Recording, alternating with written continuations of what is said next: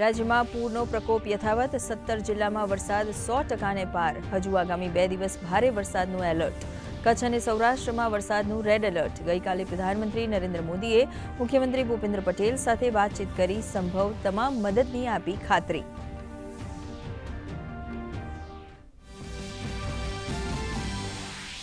સૌરાષ્ટ્રમાં મેઘરાજાનું રૌદ્ર સ્વરૂપ. દ્વારકાના ખંભાળિયામાં 36 કલાકમાં 26 ઇંચ વરસાદથી અતિવૃષ્ટિ જેવો માહોલ. 10 તાલુકામાં 15 થી 26 ઇંચ વરસાદ.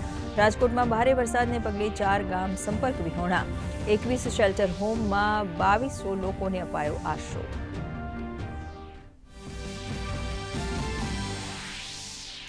રાજ્યમાં ભારે વરસાદને પગલે એસટી બસના 837 રૂટ અને 939 રસ્તા બંધ.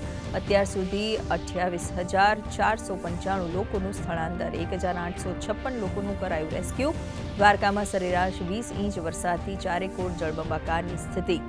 ઓખા સમુદ્રમાં ફસાયેલા 13 માછીમારોનું કોસ્ટગાર્ડે કર્યું રેસ્ક્યુ.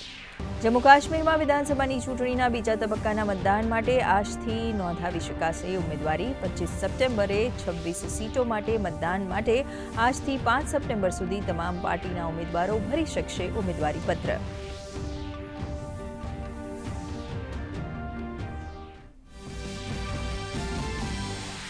દુશ્મનોની તમામ ચાલને માત આપવા માટે આજથી નૌસેનામાં સામેલ થશે INS અરિઘાત.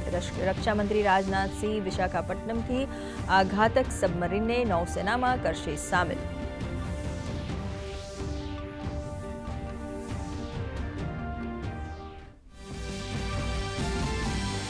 કોલકાતા દુષ્કર્મ હત્યા કેસને લઈને લોકોમાં રોષ યથાવત. રાષ્ટ્રપતિએ સ્થિતિ પર વ્યક્ત કરી ચિંતા. બંગાળના બીજેપી અધ્યક્ષ સુકાંત મજમુદારે ગૃહમંત્રીને પત્ર લખી જણાવ્યું, મુખ્યમંત્રી મમતા બેનર્જીના નિવેદનો હિંસા ભડકાવનારા.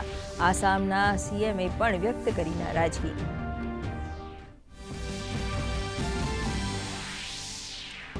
પેરિસમાં ભવ્ય ઉદ્ઘાટન સમારંભ સાથે પેરા ઓલિમ્પિકની થઈ શરૂઆત. સુમિત અંતિલ અને ભાગ્યશ્રીએ સંભાળ્યો ભારતીય ધ્વજ. પહેલીવાર સ્ટેડિયમની બહાર ઉદ્ઘાટન સમારંભનું આયોજન.